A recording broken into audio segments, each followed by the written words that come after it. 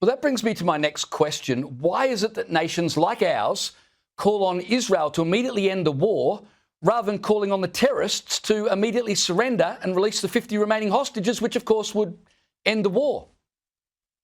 That's an excellent question. And I can only say that foreign ministers are looking for a quick fix instead of addressing the real challenging questions. You know, at one point in the statement, they call for a negotiated ceasefire. In the next paragraph, they call for an unconditional ceasefire. Which is it? How can it be both negotiated and unconditional? Of 28 foreign ministers, no one read the statement and realized they're contradicting themselves inside the same statement.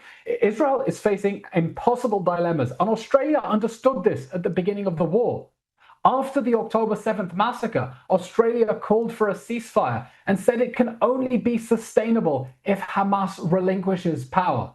Well, where are they now? Hamas is refusing to relinquish power. You call for a ceasefire. Do you really think it's going to be sustainable? Because we know that a ceasefire that leaves Hamas in place just starts the clock ticking towards the next war. What we need now is pressure on Hamas to accept a temporary ceasefire and let some of the hostages go, and then we can have negotiations over a permanent settlement in which the whole world, the Arab world, Australia, the UK, go to Hamas and say, it's game over. You are never ruling the Gaza Strip again. We're not giving a penny to reconstruction. If it's going to go back into your tunnels, you need to lay down your arms, you need to give up power, you need to free all of the hostages, and you need to let this war that you started finally end. Elon, just finally, what do you say to people who are obviously upset, and rightly so, by reports that Palestinian civilians, including children, are being killed as a result of Israeli military operations? I think people are right to be upset because war is horrific. That's why it's important this war end permanently.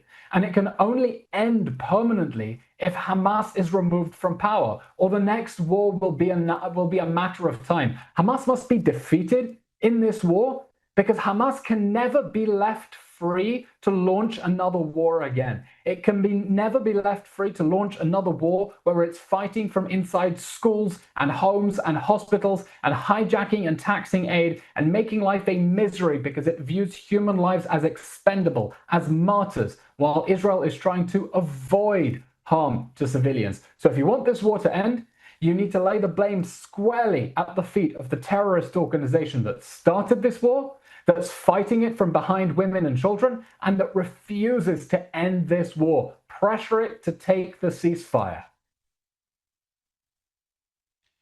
Well, Elon Levy, it's always good to speak with you, and thank you for the clarity with which you speak. Appreciate your time tonight.